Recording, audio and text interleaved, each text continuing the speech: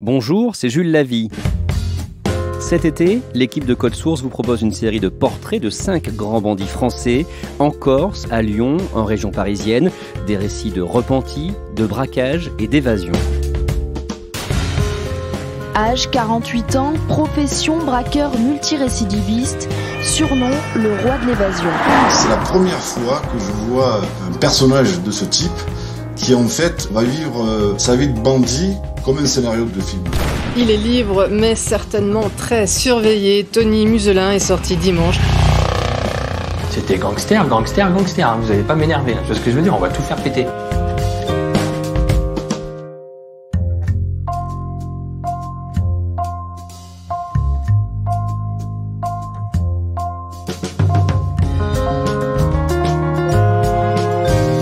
Le 23 avril 2008, en Corse, à Porto Vecchio, Richard Casanova est tué par balle. Il est considéré par les policiers comme un pilier du gang de la Brise de Mer.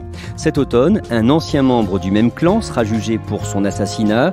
Interpellé en 2009, Claude Chossat a fait le choix de parler aux enquêteurs sur procès-verbal pour couper avec un milieu qu'il juge mortifère. Libre aujourd'hui, le repenti vit sous la menace d'une exécution. Il va répondre à nos questions, mais d'abord, on vous raconte son histoire avec Éric Pelletier, grand reporter au service police-justice du Parisien.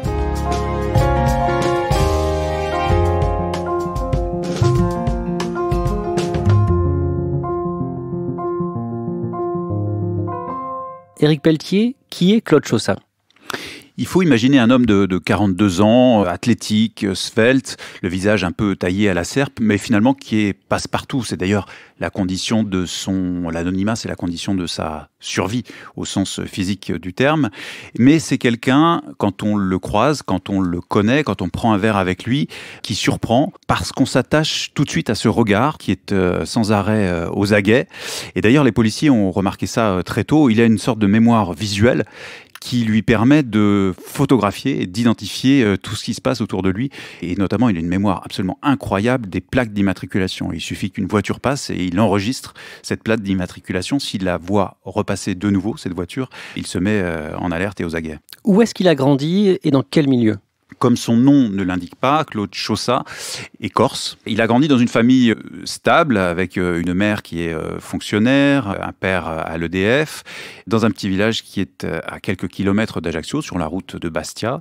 Et puis, il fait ses études assez classiques au collège. Sa mère, d'ailleurs, dit aux policiers qui vont l'interroger, en fait, mon fils était calme, voire étrangement calme, selon les professeurs qui s'inquiétaient de ce calme apparent. Et puis, sa vraie nature va se révéler un peu plus tard, lorsqu'il est non plus au collège, mais au lycée des Salines, c'est un quartier populaire d'Ajaccio. Et là, sa vie change du tout au tout. Il devient un petit voyou d'Ajaccio et il plonge dans le grand bain de la délinquance. Entrer dans le monde des voleurs, braqueurs, escrocs, c'est comprendre les rapports parfois ambigus que ces gangsters entretiennent avec le monde politique. Et en 2000, il va donc faire de la prison. Pas dans n'importe quelle prison, c'est la prison de Borgo, au sud de Bastia. Et on a l'habitude de dire que dans cette enceinte pénitentiaire, ceux qui font la loi, ce ne sont pas les matons, ce sont les prisonniers eux-mêmes. Il est à l'unité 3, mais c'est encore un jeune membre du banditisme qu'on ne calcule pas trop, jusqu'à ce que arrive le ponte, le parrain, précédé de sa légende, c'est-à-dire Francis Mariani. Alors Francis Mariani, il faut en dire un mot, c'est le pilier, le chef de la Brise de Mer, qui est un gang mythique, né dans les années 1970 à Bastia et qui a grandi par la terreur, par le racket, par l'intimidation, et qui fait donc son entrée en majesté dans cette prison, et pas n'importe où, dans cette fameuse unité 3, où se situe Claude Chossat. La Brise de Mer, c'était quand même une institution qui avait, on va dire, la main sur tout. C'était les affaires de nuit, c'était les cercles de jeu, c'était tout, quoi. Ils avaient la main mise sur le BTP, des pressions sur les élus. Oui, on les retrouve partout. Comment est-ce que Claude Chossat gagne la confiance du parrain Francis Mariani ? Il faut raconter cette anecdote qui paraît absolument surréaliste. La prison de Borgo a connu beaucoup d'évasions rocambolesques, mais alors celle-ci, c'est l'évasion par fax. C'est-à-dire que le parrain Francis Mariani, trouvant le temps long en détention, va organiser depuis sa prison sa libération en demandant à l'un de ses amis à l'extérieur d'envoyer au greffe de la prison un faux ordre de libération. Veuillez libérer ce jour Francis Mariani. Chossat est témoin de tout ça. Il est témoin des préparatifs, des appels, etc. Et il observe le 31 mai 2001 la sortie en majesté par la grande porte de Francis Mariani qu'on vient de libérer sur la foi d'un fax qui est totalement bidon et qui ne provient pas du tout du juge d'instruction. À la sortie, bien évidemment, lui, Chaussat n'en dira rien, et cette vieille expression corse qui dit « aqua in bocca », c'est-à-dire l'eau dans la bouche, l'invitation au silence, et finalement il a fait ses preuves, et quand il sort de la prison de Borgo, il est adoubé par Francis Mariani. Ensemble, qu'est-ce qu'ils vont faire dans les années qui suivent ? Ils forment un duo, alors un duo déséquilibré, mais il y a le parrain, Francis Mariani, et Chaussat, son homme à tout faire, son garde du corps. Donc il est présent au moment des raquettes, des intimidations, il le conduit partout et il veille sur lui. Le 23 avril 2008, en Corse du Sud, à Porto Vecchio, avec Francis Mariani, Claude Chaussat se retrouve directement impliqué dans un règlement de compte. Un certain Richard Casanova est tué par balle. Avant d'aller plus loin, qui est Richard Casanova ? C'est un personnage hors norme du banditisme. On pourrait même dire qu'il a dépassé le stade du simple voyou et qu'il est entré dans le monde des affaires. Il y a 14 ans, le 25 mars 1990, un commando armé pénètre dans les locaux du siège de la banque de l'UBS, à Genève.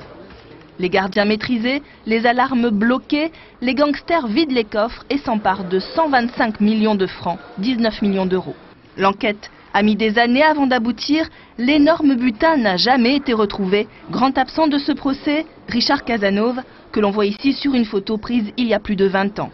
C'est le 5e mis en examen. En cavale depuis 1993, peu de chances qu'il réponde à la convocation de la cour d'assises de Paris. Personnage très intelligent, on me raconte qu'il voyageait par exemple dans l'avion d'un chef d'État africain, qu'il négociait des contrats à l'étranger, et c'est finalement l'antithèse de Francis Mariani, mais ils ont grandi dans le même giron, celui de la brise de mer, et en 2008, ils se haïssent. Que se passe-t-il donc le 23 avril 2008 à Porto Vecchio ? Il y a un pick-up noir qui rentre dans une concession automobile, qui s'arrête et un homme en descend. Cet homme est habillé en jean avec un polo Lacoste. Il s'agit donc de Richard Casanova, celui qu'on surnomme le roi Richard. Il rentre dans la concession, il en ressort une dizaine de minutes plus tard et là, une rafale est lâchée. Cette rafale est tirée depuis un bosquet d'arbres, de lauriers roses, et Richard Casanova meurt sur le coup avec plus de 3 000 € en liquide dans la poche de son jean et 3 000 autres euros à la main.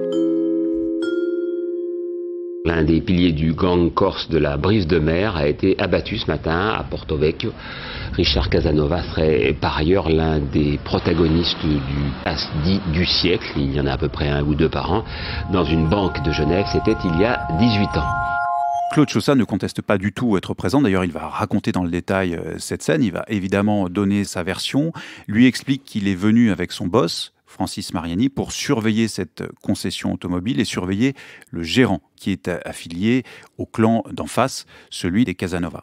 Et puis, dit-il, il voit bien arriver ce pick-up noir et surgit son boss, Francis Mariani, armé d'une arme de guerre. Et c'est donc ce même Francis Mariani qui tire sur son rival. Et c'est l'explication que donne Claude Chaussat. Claude Chaussat, donc, est suspecté par la justice française d'avoir commis l'assassinat, en fait. Il est soupçonné d'assassinat, de complicité d'assassinat et d'association de malfaiteurs, autant de charges qu'il conteste. Francis Mariani, le patron de Claude Chaussat, va mourir 9 mois plus tard, en janvier 2009, tué dans une explosion. Alors, après l'assassinat de Porto Vecchio, on sait que les deux hommes, Francis Mariani et Claude Chaussat, sont en cavale. Et puis survient en janvier 2009 une énorme explosion dans un hangar agricole. Et je me souviens d'un gendarme qui est arrivé sur place et qui me racontait cette scène, qui me la décrivait. Il me disait, moi, en arrivant, j'ai cru à un crash d'avion.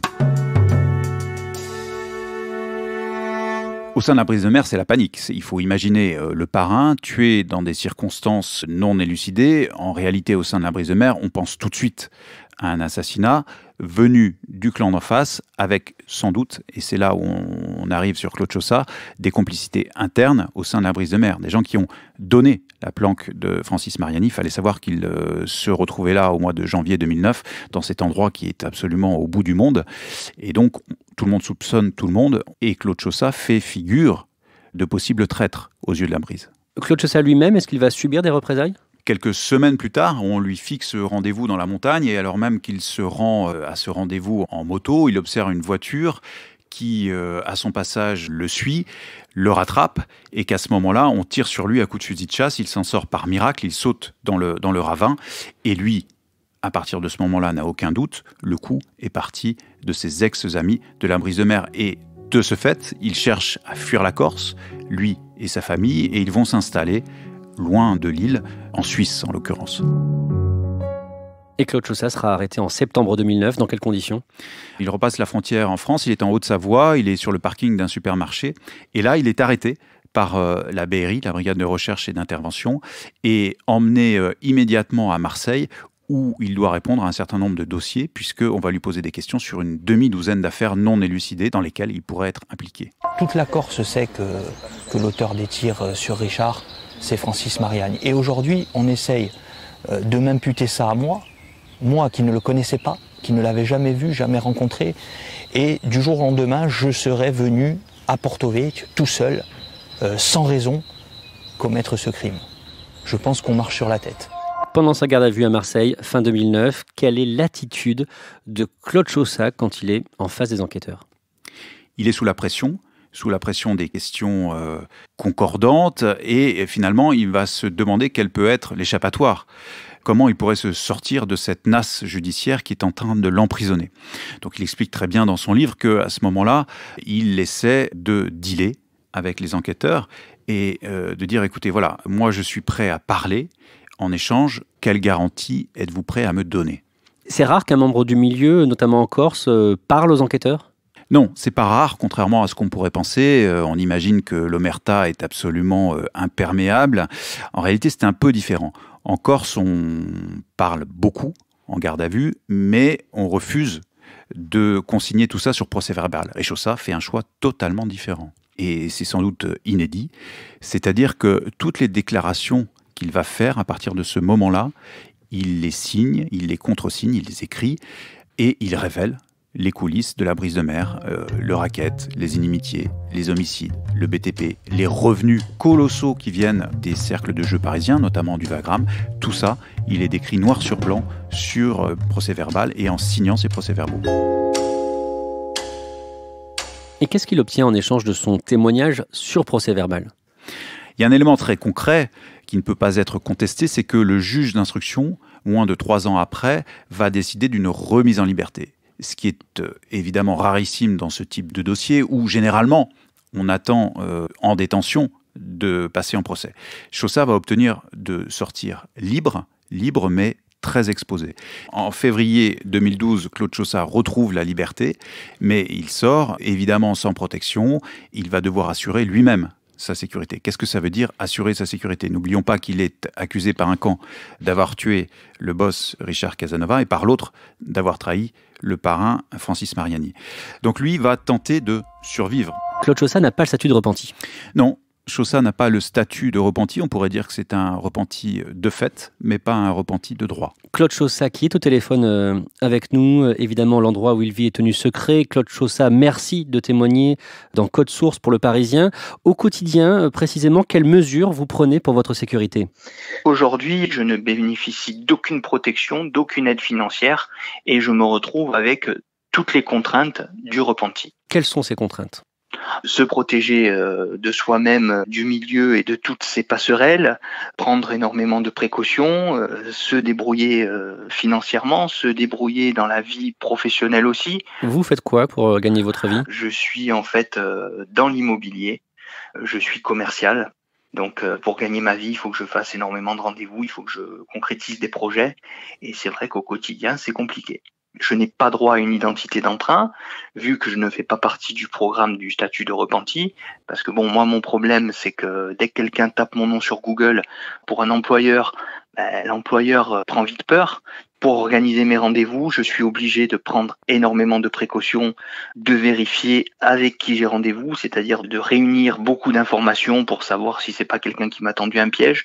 Et souvent, c'est un cauchemar, parce qu'on peut pas travailler normalement dans ces conditions. À un moment, je sais que vous n'utilisiez pas la sécurité sociale pour ça, c'est toujours le cas ou... Oui, j'utilise la sécurité sociale, sauf que la sécurité sociale, je suis domicilié à 700 bornes de chez moi. Donc voilà, je suis obligé de prendre un appartement dans une région qui me sert juste de boîte à lettres pour justement mettre des barrières dans ma vie. Le plus dur au quotidien, c'est de pas pouvoir vivre comme tout le monde dans un esprit de tranquillité, d'être toujours sous le coup de la méfiance, toujours sous le coup de la paranoïa. À un moment donné, ça fatigue, ça use. Je me suis repenti, on a donné énormément de garanties pour l'obtention d'un statut et pour justement une vie meilleure dans le futur, mais toutes ces garanties qu'on m'a données n'ont pas été respectées. Donc après, le problème, c'est qu'il faut vivre avec toutes les déclarations que j'ai faites, c'est-à-dire que moi j'ai permis à la magistrature, qui aujourd'hui se cache derrière son petit doigt, de résoudre beaucoup d'affaires, de comprendre le fonctionnement du banditisme en Corse et surtout le fonctionnement financier.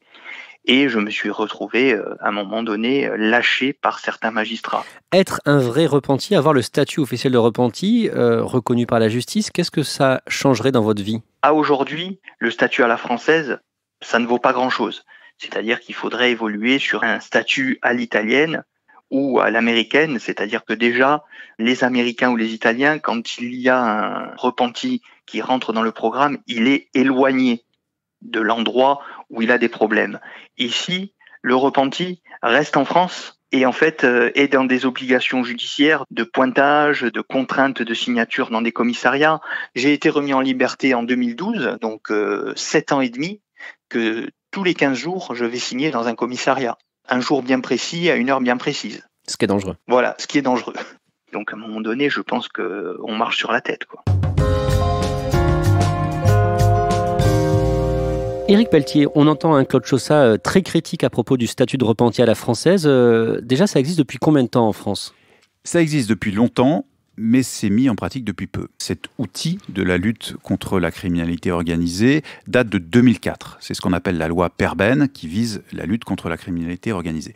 Mais les décrets d'application, ce qui permet d'appliquer la loi, ne datent que de 2014. Il y a sans doute deux raisons à ça. Peut-être des réticences de la part de certains membres de la justice qui considèrent qu'il pourrait y avoir une forme d'exemption des peines, ce qui n'est pas le cas. En réalité, un repenti doit répondre de ses crimes. Et par ailleurs, une notion, comme toujours en France, très concrète, qui est celle de l'argent. Ce programme coûte cher, très cher et très lourd à mettre en place. La France est très en retard sur la conception même du repenti. En France, on parle de collaborateurs de justice. Il y a une exemption plus grande dans les pays anglo-saxons et en Italie, par exemple. Un repenti qui passe à table a absolument sa sécurité qui est prise en compte et il peut s'attendre à des réductions de peine. En France, c'est très très différent. La sécurité, en théorie, est prise en compte, donc de manière très concrète. On va extraire la personne de son milieu d'origine, lui permettre d'avoir une nouvelle identité, lui permettre d'avoir un salaire au moins pendant 3 ans de manière dégressive et évidemment lui offrir ainsi qu'à sa famille un logement. Il y a combien de repentis officiellement en France ? On évalue, puisque le chiffre est secret, on évalue à une dizaine de personnes le nombre de membres du milieu qui ont obtenu le statut officiel de repenti en France. Qu'en pensent les enquêteurs français ? Est-ce qu'il faudrait renforcer le statut de repenti en France ? Les enquêteurs spécialisés sont clairement favorables au statut, mais considèrent qu'en l'état, ce statut reste encore artisanal et que tout est à inventer et que bien évidemment les moyens mis en œuvre pour lutter contre la grande criminalité sont bien trop faibles. Aller en prison pour quelqu'un qui a enfreint la règle avec le milieu, c'est un enfer. C'est-à-dire que tout le monde pense qu'en prison, on peut mettre quelqu'un en sécurité. Je pense que vous avez suivi un petit peu l'affaire du double assassinat de Porrette. C'est une gardienne de prison qui donne des dates de sortie d'un détenu. C'est une gardienne de prison qui fait le guet ce jour-là. C'est une gardienne de prison qui va aussi empoisonner un deuxième détenu. Donc après, on me parle de fiabilité dans l'administration pénitentiaire aujourd'hui. Il y a énormément de failles. Et les seuls qui ne se rendent pas compte, c'est ceux qui sont à la tête de ce système. Pour quelqu'un comme moi, la prison, c'est la mort. Après, je vous dis, la peur, moi, je la mets de côté. Moi, je voudrais juste qu'un jour, s'il arrive quelque chose, il y ait vraiment des gens qui prennent leurs responsabilités et qui puissent être en mesure de dire à mon épouse, à mes enfants, voilà, Monsieur Chaussat est mort parce qu'en fait, nous n'avons pas mesuré les risques. Il faudra bien que quelqu'un assume s'il arrive quelque chose dehors ou dedans. Je me retrouve à devenir vraiment fataliste et il arrivera ce qu'il arrivera, quoi. Merci Claude Chaussat pour ce témoignage. Éric Pelletier, on a l'impression d'entendre parler un condamné à mort. Il faut se rendre compte du milieu dans lequel on évolue. On n'est pas au prud'homme. La vie de Claude Chaussat est exposée. Lorsqu'il se rendra au mois d'octobre à Aix-en-Provence, s'il n'obtient pas le dépaysement, il sera, comme il le dit lui-même, en terre ennemie. C'est-à-dire que Aix-en-Provence, c'est vraiment la terre du milieu corso-marseillais, comme on dit. Il devra assurer lui-même sa sécurité. Donc, il est évident qu'il doit répondre de ses actes. Il le fera, il a promis de se présenter. Mais en contrepartie, on peut se poser la question de l'attitude de l'État, de l'attitude de la justice. Est-ce que la justice est à même d'assurer la sécurité de ses repentis, d'assurer la sécurité de gens qui ont accepté de collaborer ? C'est l'histoire d'un enfermement, d'un isolement et surtout d'un abandon. C'est ça l'histoire de Claude Chaussat, puisqu'il a fait le choix de parler. Et puis, au-delà de lui, c'est un test pour la justice.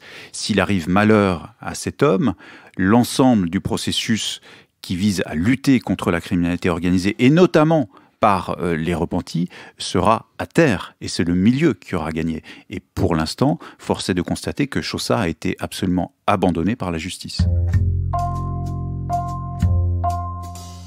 Merci à Éric Pelletier et Claude Chaussat. Code Source est le podcast d'actualité du Parisien. Production Jeanne Boézek et Clara Garnier-Amouroux. Mixage Alexandre Ferreira. Pendant l'été, Code Source passe en hebdomadaire. Vous pouvez retrouver les épisodes de cette série sur les grands bandits sur toutes les plateformes de podcast et sur le site du Parisien. Vous pouvez nous écrire via Twitter ou par mail codesource@leparisien.fr.